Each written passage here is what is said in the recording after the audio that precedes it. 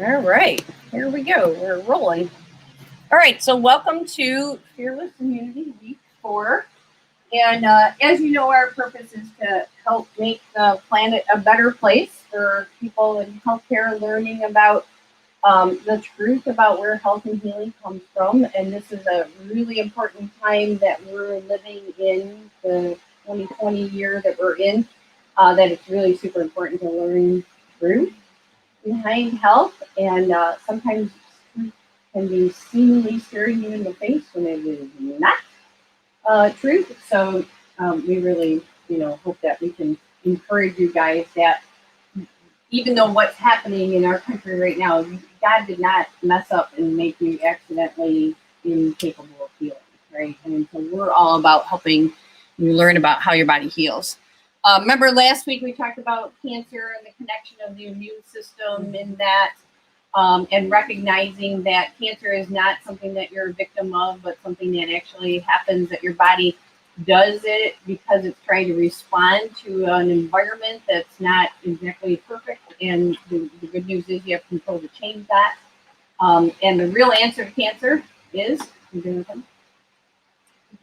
don't get it in the first place, right? Prevention is the key for all diseases, not just cancer, but we're certainly for true about that as well.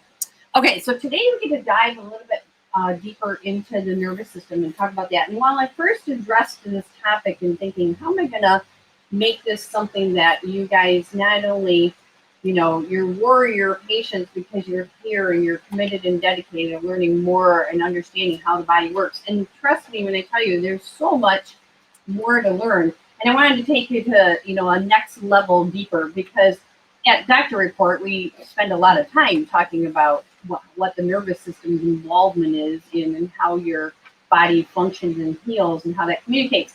But to give you a little bit of background is initially when D.D. Palmer first discovered chiropractic in, anybody know what year? 1895. And then his son, what was his son's name? E.J. Palmer. Developed chiropractic afterwards. They thought that they discovered something to, first chiropractic adjustment actually restored a deaf man's hearing. And they thought they discovered the answer for deafness, right? And then as they developed that further, realized there was so much more happening. And we continue today even to more and more current science on understanding the nervous system and the neurology. And I think it's so exciting because it's just endlessly miraculous the way the body was created. And you cannot, when you dive into the molecules of how the body works and communicates to everything, you can't deny God. You just can't. My personal opinion, you just can't deny that. It's like looking at the Grand, I think you folks talking about that. It's like looking at the Grand Canyon and not seeing the beauty and the glory of God working in his hands and all that. And it's like that inside of you. It's really cool. So as we dive a little deeper into this, there's a word called biopsychology, and there's actually a study around your behaviors and your experiences actually affecting the way you are and the way your body works. And there's a woman, which we're going to dive a little bit into this conversation, Carolyn Leaf. If you'd like to look into her work a little bit further, she talks all about the experience of how the brain and the nervous system expresses, and doesn't just express out, but expresses in accordance to what it also takes in. And that was the transition of the most current research in chiropractic, is understanding that it wasn't just releasing a subluxation to bring the power from the brain out to the body, but more importantly, it was like waking up different sensory parts of your body that can then notice and feel things that then it communicates to the brain that can go back down. So when BJ first started developing chiropractic, we thought that chiropractic care meant that health came from your nervous system and your brain and from the inside out. And what we actually now know about the way the nervous system works is that it comes from our sensories of touch, taste, hear, smell, right? All that experience is then going into the body from the outside, going in, going up to the brain, processing and coming back down, right? And that all still does all that better and more efficiently when you have no subluxation. And as a matter of fact, your body's so intelligent that it actually knows how to create a subluxation when it senses something that's damaged. Like if, for example, and this is an extreme example, so don't try this at home, but if you drank a bottle of bleach, you would damage your esophagus and your stomach, right? And that damage would be so overwhelming to the body that the nervous system would be kind of like if you had a lightning bolt hit your television, that your body has this innate intelligence to shut that part of the body down by causing a subluxation to happen at that area that suffered that damage so that it doesn't then damage any other parts of the nervous system. So it's like your brain also knows how to be a circuit breaker, right? And so subluxations can happen from some kinds of either negative experiences or negative traumas that your body goes, oop, I better shut that down to protect itself.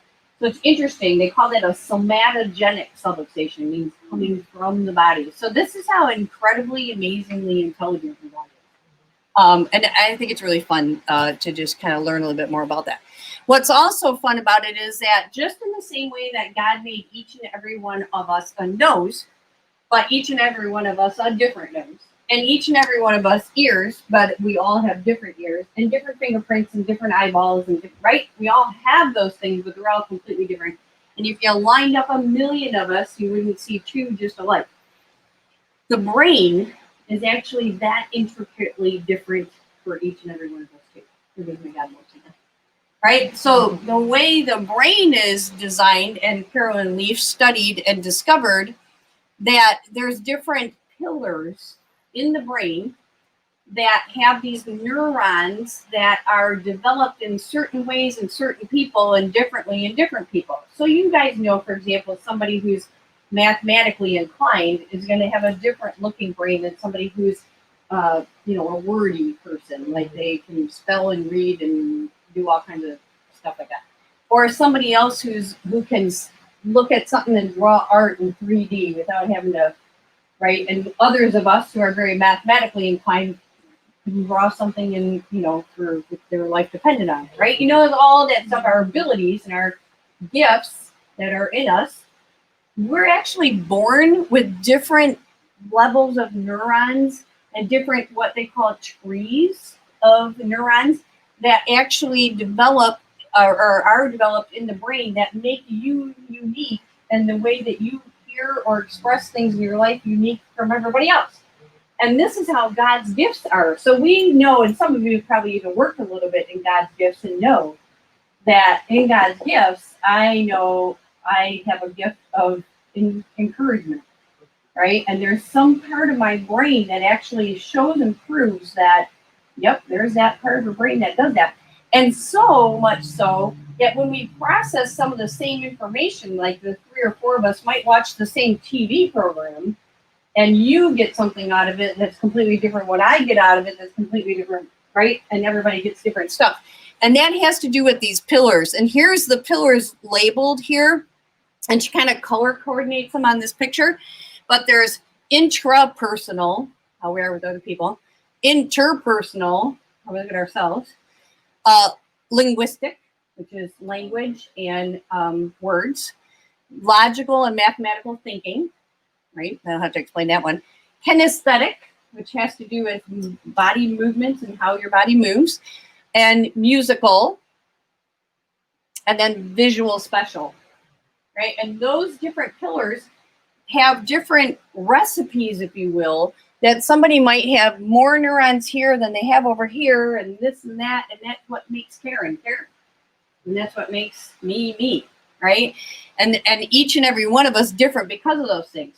Now, here's the other thing that's really exciting about that is we're born with a certain set of neurons and nerve fibers that know exactly neural connections, that know exactly what to do. Like you're born with the reflect, or the word I want to use, the response to try to nurse, right? And it's a reflex that it's a natural reflex that you would, when you're hungry, the baby's doing this to try to, right? And that's not something you learned, it's something you're born with. And same thing with the only fear thing that we were born with naturally is the fear of falling. And that's when you see a baby go whoop, like that kind of stuff, but they just feel that thing. Innate. Yep. And so that, did you say innate? Innate. Yep, that is exactly what you call that, is your innate intelligence. And they've recognized like how your brain actually develops in connection to that. So here's what's fun about this is we're going to show you on the next slide that this is something you can actually develop and change and grow. We used to think that the nervous system was what you got, and you can't do anything else about it. And we found out that's not true. No matter how old you are, that keeps going. So here's the basics. And I know you guys can't see it from way back there, but let me make sure you understand. So a natural response, stimulus response, is when a dog naturally sees food, it salivates.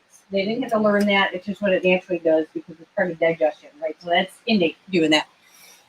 Pavlov discovered that if he rang a bell every time his dog saw food and salivated, the dog would start to build a neural connection in his brain that said, oh, when I hear a bell, I'm going to get food and I'll salivate.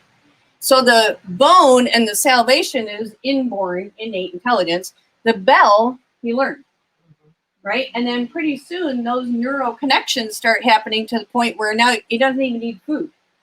Now the bell can just ring and make him, right?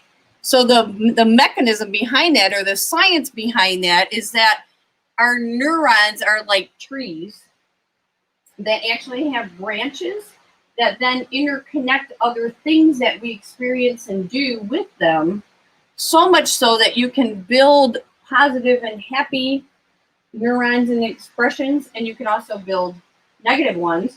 The good news is you can also stop negative ones and encourage growth of more positive ones, because it is something that you're teaching yourself by what you're putting in, right? So same thing with the bell. So when we look at these bell neurons, and they normally, when they start to grow, they grow together, right? And then they get stronger every time you do it.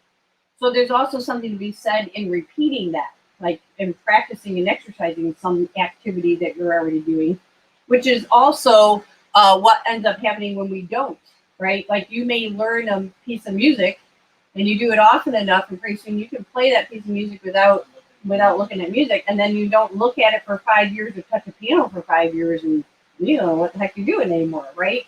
So they can grow and they can also wither away and die depending on what we feed it or what goes in. So this shows that next slide down.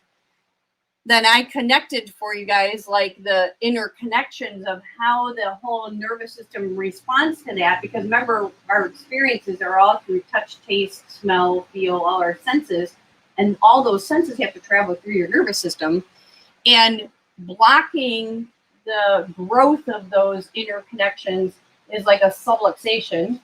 And it can literally, by not harvesting it, it will end up deteriorating and breaking down, and then have less and less of them. Or you can nurture it and feed it, which then is connected to adjusting it, because it's like literally turning the power back on. And when you have a subluxation, that part of the body doesn't get paid attention to anymore, so much so that the body starts to ignore it. So this is something you guys have also experienced before, because you experience this when you first have a pain in your neck, and then a few days go by and it doesn't hurt anymore. Anybody ever have that? Right? And you just go, what do you say about it? It went away. It just went away. It doesn't just go away. What it does is that's actually your innate intelligence, knowing that we have to protect that badly pinched nerve so that you're not constantly feeling it, and it's shutting that part of the body off. So when you're not noticing something is when it's the most dangerous. And then if you leave it like that for a long period of time, it just dies more and more and more instead of growth. Make sense? Interesting connection. Any questions about that so far? No? I got you confused just enough to not know what to ask, right? So this is why an adjustment is so key and so important. And it's a key and important at any age and at every time of somebody's life. Like there's never a time when you would go, okay, I'm not going to take care of my nervous system anymore. And you can choose not to take care of your nervous system anymore, but that's when you're not then building positive healthy neurons, right? And communications. The book also goes on a little bit further to talk about, and I was going to try to get some of this picture in here, but I did not, I couldn't find a picture in here. But that they also microscopically recognize that these trees and these pillars that grow actually have negative trees and positive trees, and that they can see when something is negative or that you experience negative, you have 30 to 45 seconds to receiving that negative thing to release it, or to like literally say out loud. So anybody's heard before, like when you're working with maybe like attitude, because attitude has a huge amount to do with it. That if you're thinking negative attitude and then you start kind of attracting negative attitude, and pretty soon all you got is negative attitude, right? Which is kind of how we all feel during 2020.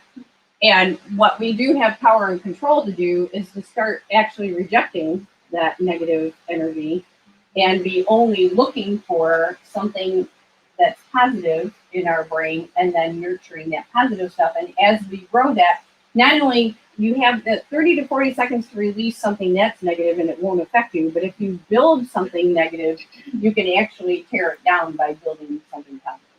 So what I think is cool about this whole science and this book, which is pretty incredible, is that you do have the power to not only nurture your gifts that God gave you, but change where you're stuck at. And what she goes on to talk about is that sometimes we don't even hear what God's trying to teach us because we're letting all these other negative neurons and branches block what God's actually trying to tell us. So it's pretty incredible stuff. So it's highly recommended book. Caroline Leaf. Caroline last name. Like a leaf on a tree. Leaf. It's Caroline. Caroline. Gift in you. It's a cool book. So you've heard me say before, and BJ Palmer says that, oh, you know what? I needed my green book too. Will you get me my big fat green book? Nature needs no help. It just needs no interference. You guys heard me say that before, right? And so that's really literally how we look at innate intelligence, right? And that you're not only born with that innate intelligence, but there's even a universal intelligence that, you know, all the planets and the stars and the moon and all those things, even to the point where things like rainstorms and hurricanes are cleaning and healing the earth. Like there's so much intelligence that we can't even imagine, and we need to not get in its way, right? And so that's my biggest message about that is to not let fear things that we learned from the past, that fevers are bad, it's bad when you're coughing, right? Like all the things we learned bad about health, and oh, I better go get tested, or oh no, my body doesn't know how to do this without whatever, right? We start questioning the body just because of what we taught our brain to think. And you can unteach the brain that kind of thinking and really make a shift in how you're processing your thoughts, how you're processing your experience. And it does take a little bit of practicing that, right? I mean, it didn't happen in our family overnight. When I was 10, we went to the chiropractor, and then I grew up getting chiropractic care, but it wasn't that. I actually never really had this conversation with my mom, so it'd be interesting to ask her. I can't answer that anymore now, but how much she would have maybe struggled with the process of changing, but I know that my dad already was very focused on like helping the body heal naturally because he was so a optometrist. So progressive at that age. Yeah. I mean, so different in our time. Yeah. So yes, he was really definitely that. Very progressive. He would be always looking for a vitamin of some kind and knew then that he didn't want to use any medicine, but before chiropractic didn't know that he anything about chiropractic. He just knew about vitamins. So I think it might have been the easier transition for them, but it is literally once you kind of go through, like the first time you make that transition for yourself and the first time you get sick, like, or the first time you get, let's say, a negative symptom, it's not very much fun, but then you kind of get through it and then you learn like, oh, I did survive all that. And then I'm going to be okay. And then as you go through a couple times of kind of processing that for yourself, or even for me with Shelby when the swine flu was out. I'm pretty sure that's what Shelby had, and she had like 104 temperature, and she was, I don't know, 10 or 12 years old or something like that. And I remember adjusting her and then laying on the floor in her bedroom next to her and like getting up every hour and adjusting her. And it was like one through the night, but she finally broke her fever. And that for me is being, the first time I had a child carrying it through that process, it was a little scary. But then once I got through it, I was like, okay. Like you have to remind yourself and kind of run those neurons that it's going to be okay. The body knows exactly what it's doing at the right time and does everything it needs at the right moment, because that's the definition of your innate intelligence. So it knows exactly what it needs and when it needs it.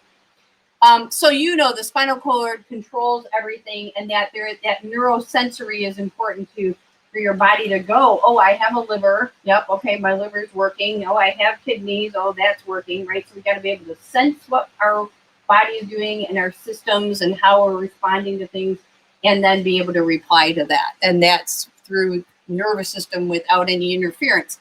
When you look at your spine from behind you, it should be straight. From the sides, remember, you're supposed to have those 3 natural curves. And where we find that is by looking at an x-ray. So all of you guys know, because you've had x-rays before, but most people don't know. But the only way you would know if your spine was naturally curved and balanced is by looking at an x-ray, right? So how many of you didn't know before you got here that you even had subluxation or lack of normal curvature or all kinds of stuff, right? That we find out once we take a look.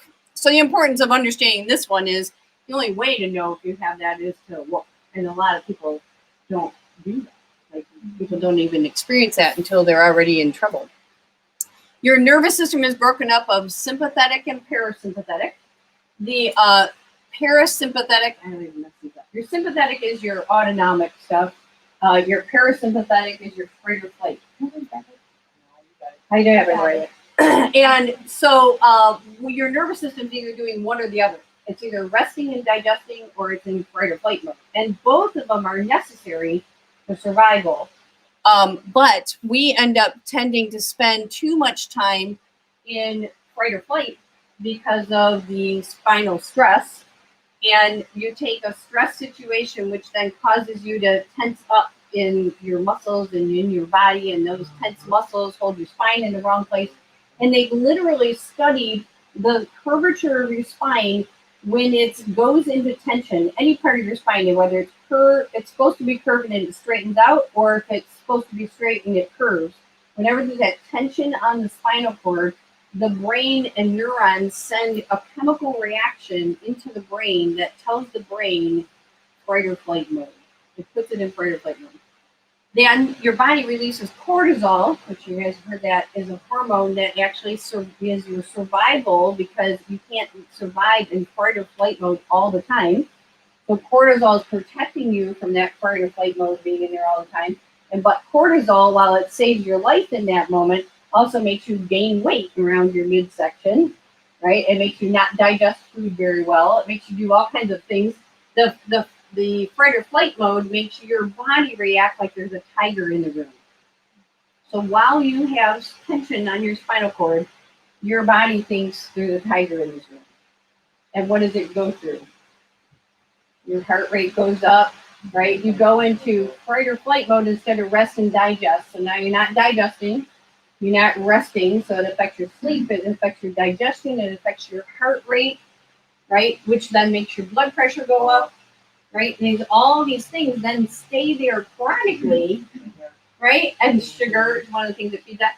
When you have that chronically over a long period of time, now pretty soon you end up in this model over here going, I don't feel good, right? Remember this model, the medical model, what everybody's doing out there, right? I don't feel good. And I mean, oh, your blood pressure's high. This will make you feel better. Take this. And we're just finding a bunch of pills and things to try to alter the expression of your innate intelligence, doing exactly what it needs to do because it's in trouble, right?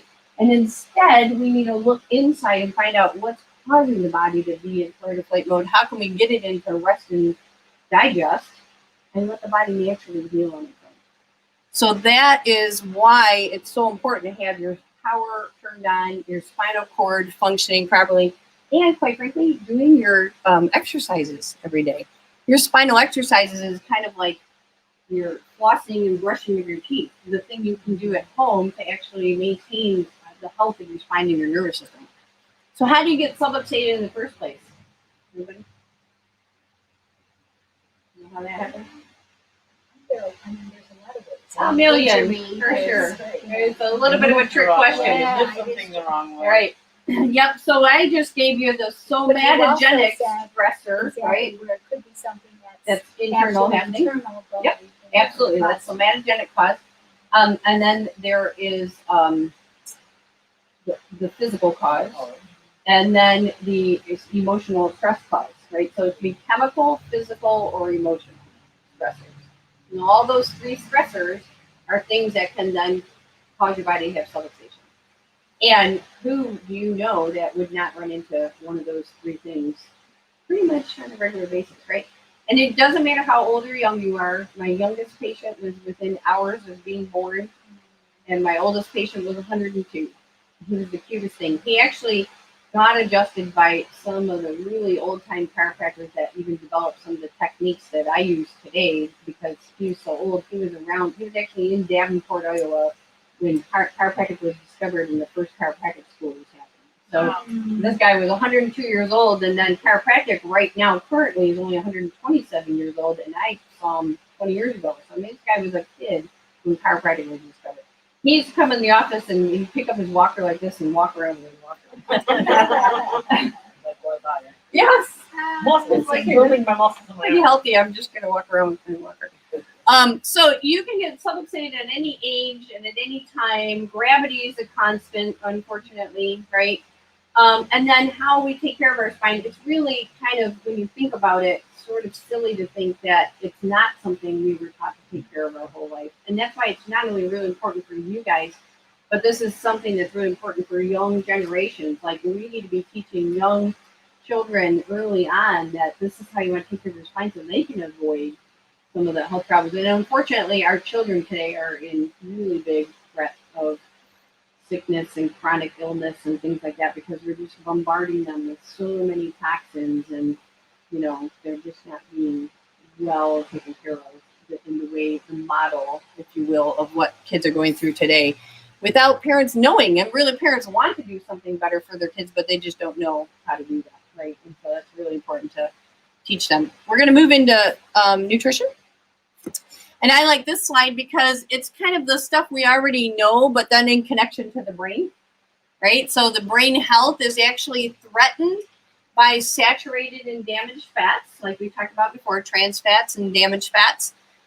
Sugar, which they don't label that as sugar, but there is not just trans fat, it's also full of sugar, and sugar is very bad for your brain. And sugar actually causes depression. Sugar is actually a drug. Did you know that? Sugar is a drug. It is part of the cane family, and it is the more refined sugar is. You know what I'm talking about. The more sugar is refined, the more addicting it becomes. And then what our society has done with food and sugar is people want more and more and more, and so they're making higher, concentrations of sugar. And so now we got high fructose corn syrup, and all kinds of bad stuff in the sugar department, and we don't need it. It is literally a drug. It is an anti-nutrient. Have I used that word with you guys yet? You get what that means? It's not just a nutrient, which is what food is supposed to be, but an anti-nutrient means it robs you of normal nutrients that you're supposed to have. It takes them away from you, right? So every time you take some sugar, you go, okay, I'm going to deplete myself of my vitamins I just paid perfectly good money for. It actually depletes you of your nutrition in the process. Brain protectors are healthy vitamin E, which they're showing up here that you can get in nuts, beans and chickpeas and legumes. You got your berries and grapes, so fruits, fresh fruits, and remember, healthy fruits that are not GMO'd fruits. Green leafy vegetables are really good for your brain. Sweet potatoes, which we encourage you to do that instead of white, right? And then vitamin B12 that they're showing in here, getting vitamins in supplements, because many of them you can't really get in lots of your food. And you want to add extra power to your brain. Exercise regularly, read and stimulate your brain by teaching it something new, and sleep. right? Those are all ways to feed the brain. Anybody need that up longer? That's good. Your microbiome has another brain in it. And it is a brain with neurons that feed your other brain. And believe it or not, what you feed your stomach, your gut, and that, remember we talked about that second brain is your gut feeling. It's literally a gut feeling in your gut is a second brain. It actually knows how to learn behavior, just like you can teach your brain behavior through experiences and then do that experience over and over again. This second brain learns too. And guess what it learns? All the junk you're putting in it. And then it's down there going, give me more, give me more. And so that's where you're going, I just can't get past 3 o'clock. I want my Cheetos or whatever it is, right? Go on tape farm? No, Okay. that's a little different conversation. Okay. But that is, and we won't go into that right now, but it's actually pretty more common than people want to realize. That we have those things that are in other foods that are in our body. But no, different conversation.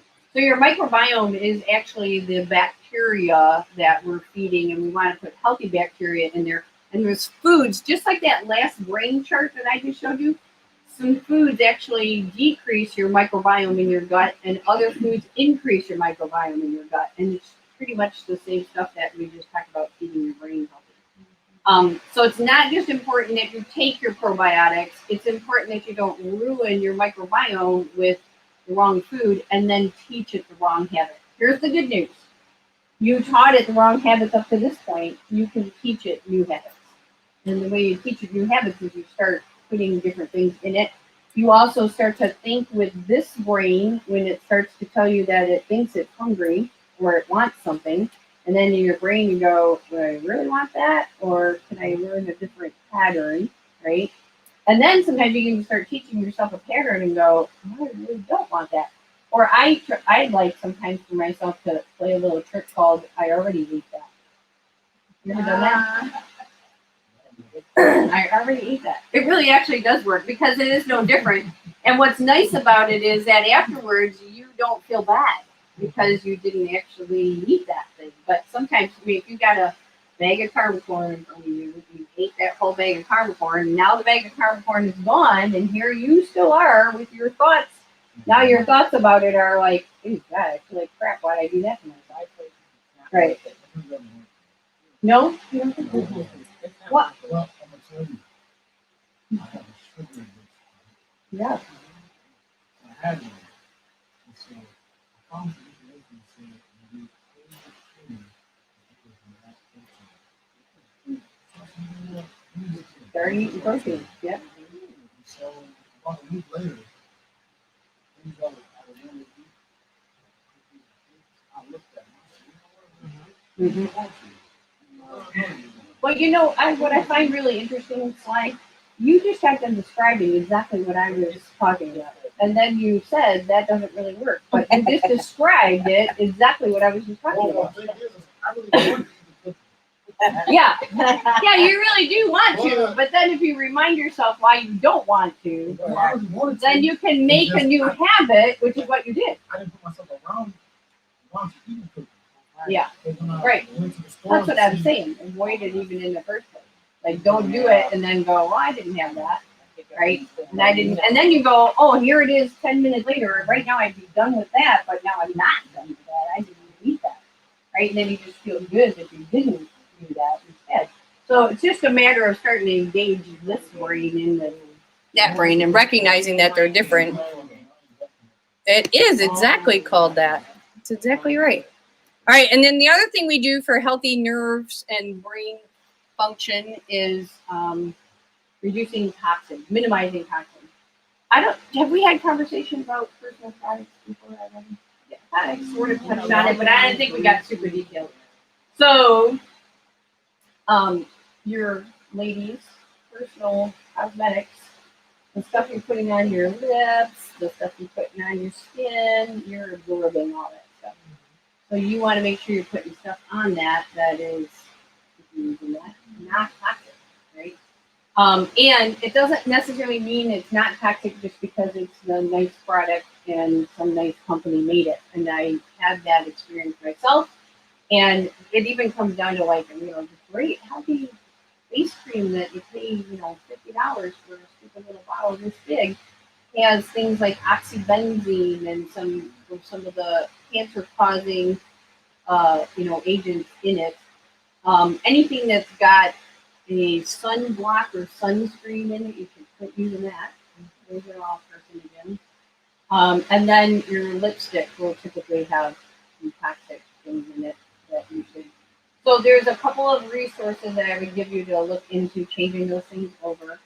I like if you have to like touch and feel shopping person, Bare Essentials is good. Bare Minerals, Bare Minerals. And then I also like online is 100%.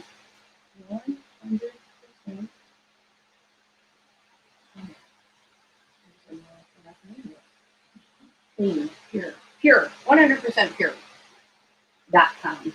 And you actually use the 100, write out the word percent, and then .com. And that is another product line that is all clean cosmetics, so you can clean that stuff on your face. Underarm deodorant should not be antiperspirant. You want to know that? Don't use antiperspirant. Yeah, good job. Right, and deodorant's good, and then they do have a couple of interesting things that you just have to try different stuff to figure out what works for you. I use a what's my brand name? I should have written it down. Lavalin, thank you. Lavalin, I don't remember that. If you use it too. That's right.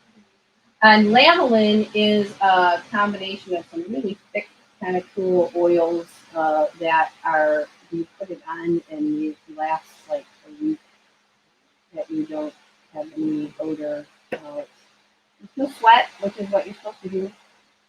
And then sometimes I'll use essential oils for scents instead of perfumes. Perfumes are bad to use. You do that tonight? So switching over cosmetics, that's an important thing. I never heard that. What? Lavalin. Lavalin? It's a good one. I, for a while, used deodorant that just, kind of covered up, but then it sort of just smelled like Theo with a little flavor to it instead of, really eliminating it. Yeah. Yeah, but who's the name of that? Cosmetics for the face. 100% 100% pure. Did I say pure? 100% pure.com. That for sure is it because it just rolled right out of my face when I did it that time. 100% pure. Household cleaners, same concept. I think we talked a little bit about this when they give you guys your lemon. Anybody using their lemon for anything? You like it? Mm-hmm. Tried it? It's good. Vinegar with water is good with some lemon. Don't go too heavy on the vinegar because there will also smell like vinegar and that's not very much fun. So very little bit of vinegar with water. Club soda works for some concoctions for cleaning, and baking soda with a little bit of vinegar and some water and essential oils gives you a scrubby cleaner, like for sinks and bowls and stuff like that. And those are recipes you could probably find pretty easily online. I know we have some. I don't think it's on my website, but I know we have some copies of that kind of stuff here. Mindset, we talked a bit about how important that is, and we're always telling we're not necessarily telling ourselves, but society or people around us are always telling us that as we age, we're expected to get old, broken down, and sick, right? And I cross that out because in that 30-second time that you can hear that, you can say, no, thank you, I reject that. Or when I was young, the mind control that my dad used to take us to, my dad was pretty forward thinking about brains, and when we were young kids, he had us go to Silva mind control. Anybody remember Silva? Yes. And we used to say cancel. If we had a negative thought or we thought a negative thought, and this is a good practice for you guys too. You can either do the rubber band thing, where you can kind of go like, "Oops, that was a negative thought," and now you cancel that. But when you mentally have a negative thought or something somebody says to you, like if I say to you, "Oh, you're gonna get sick," you go, "Well, I don't cancel that." Cancel. Yep. Say, I rebuke that. Yeah, rebuke that works too. Same concept. And then, let's have a concept of as we get older, let's get healthier, Why right? Wiser and healthier, right? That's the right direction to go. And so we want to be telling our brain that's your mindset. Is I'm not only getting older, but I'm wiser and healthier, and I'm making healthy, wise, mature decisions about what I'm doing to my body and putting into my body. And literally, if you stop this gut and go, that was a sure decision to make, or one that's based on habit, right? That sometimes we just do it automatically and go, oh my God, what did I just do, right? I do that sometimes when I'm cooking for somebody else, something I'm not supposed to have. And then I find myself like, oh, I did it the other day. I was making a sandwich for Jacob, and he has organic, fruit only Concord grape something or other for his sandwich, and I licked it. And I was like, oh, it's terrible. It was like this big sugar like hit. And I didn't even expect, but I just did it out of habit. And then I think the only thing I was going to talk about here is just remembering that we talked about that innate intelligence that God made us be self-healing and self-regulating. Comes my big old book that I was going to read. I'm trying to do that. Okay. So this is a green book that B.J. Palmer. So B.J. Palmer, when he wrote, he developed chiropractic. He was a philosopher, and he wrote and wrote and wrote and wrote. And this is not his only book. And there's a whole set of books called the Green Books that is probably wider across than I can reach. And in the Chiropractic Museum in Davenport, Iowa, there is a typewriter because BJ developed and did so much writing that he actually invented the first typewriter. And it actually has a scroll that sits on the ground because they used to write on scrolls of paper and roll. And the scroll sits on the ground and it feeds into this machine. And it has buttons on it that you type like words, but it's not as many as the language is today. I think it was some version of shorthand or whatever when I've seen it. But it's he calls it a writing machine. He was like the first typewriter was invented by a chiropractor. You guys ever know that? Right? Something new to know. Yes. This is called The Inner Power Speaks. We chiropractors work with the subtle substance of the soul. We release the imprisoned impulse, the tiny revolutive force that emanates from the mind, flows over the nerves to the cells, and stirs them into life. We deal with the magic power that transforms common food into loving, living, thinking clay, that robes the earth with beauty and hues and scents of flowers with all glory of the air. In the dim, dark distance long ago, the sun first bowed to the morning star, and his power spoke, and there was life. It quickened the slime of the sea and the dust of the earth, and it drove the cells into union with its fellows in countless living forms. Through eons of time, it finned the fish, winged the bird, and fanged the beast. Endlessly it worked, evolving its forms until it produced the crowning glory of man. With tireless energy, it blows the bubble of each individual life and then silently, relentlessly dissolves the form and absorbs the spirit into itself again. And yet you can ask, can chiropractic cure appendicitis or the flu? Have you more faith in a knife or a spoonful of medicine than in the innate power that animates the internal living world? Wow. Wow, Love it. powerful stuff, huh? Yes, I would read that. Isn't that awesome? That is, and when did he write that? This is 1949, this book was published. But I would venture a guess that this is a pile of his writings that somebody put together. So my more accurate guess would be in the 30s. He speaks in a lot of his books too about Graham Bell being a friend of his.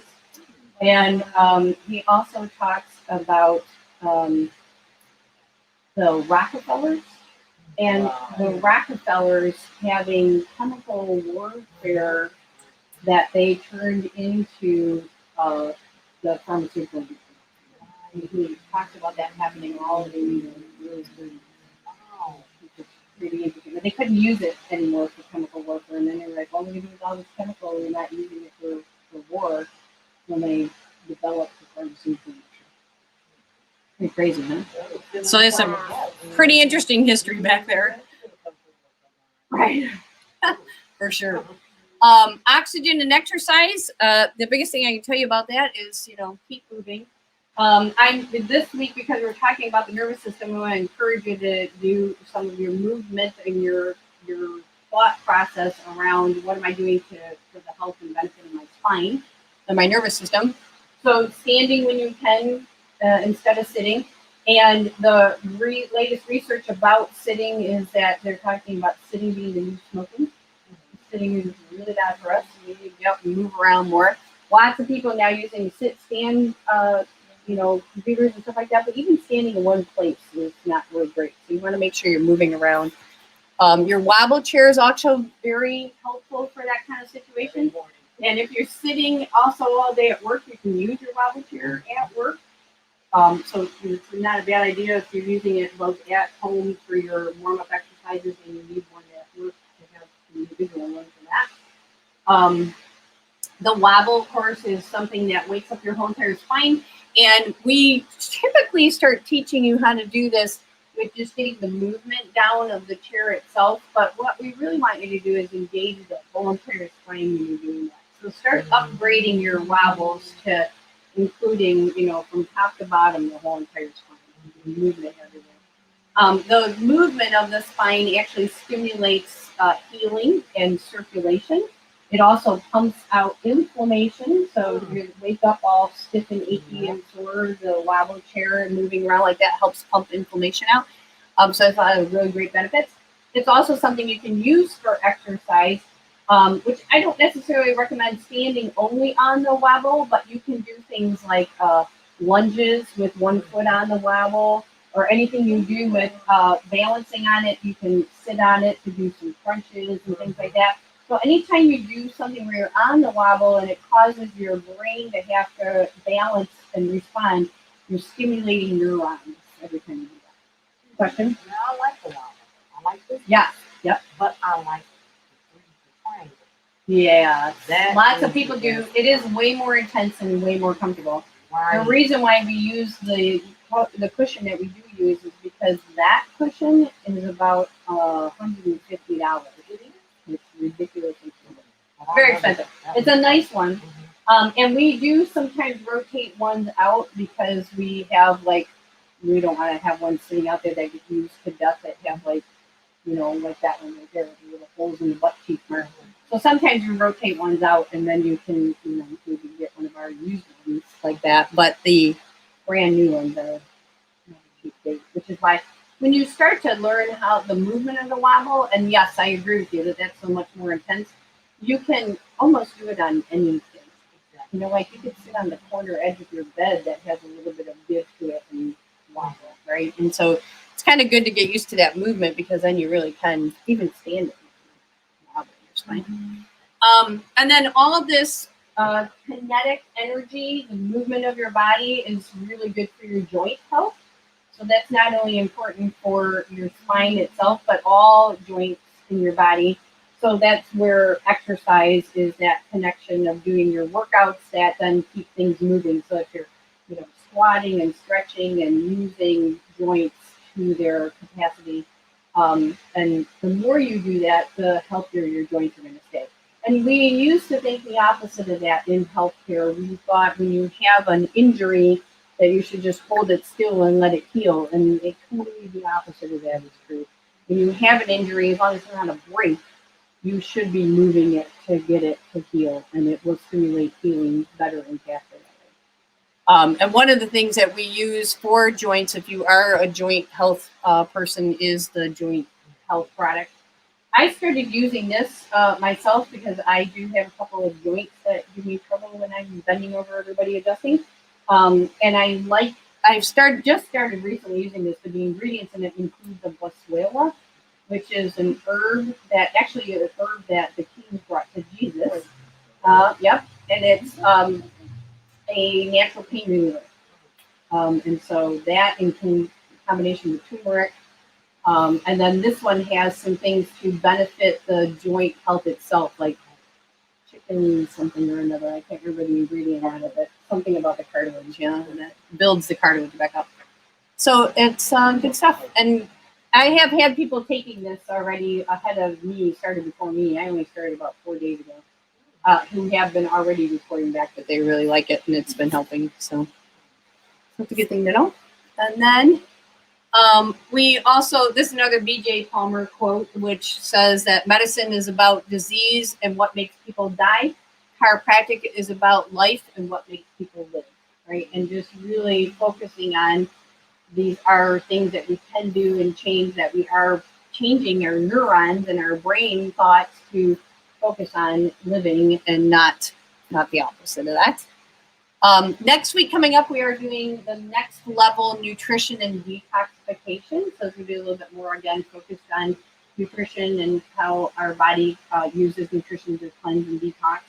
And we'll give you a couple of samples of things that you would do for that. So we'll try to make, actually the soup that we made tonight is also a detoxing soup because of the turmeric and the ginger that was in it. So that was a sample of one of those things. So that's what you get to look forward to next week. I'll try not to make the green, whatever drink that we have available to you. Look at green drinks and you go, what's that going to be? I've done a 21-day challenge on the green drink. It's not that bad. Get used to it. Yeah. And you, a little bit, Good blueberry. like Sly was saying, you start actually craving the good stuff once you start putting the good stuff in. So that's a good thing. All right. So we're going to end our broadcast. That was fun.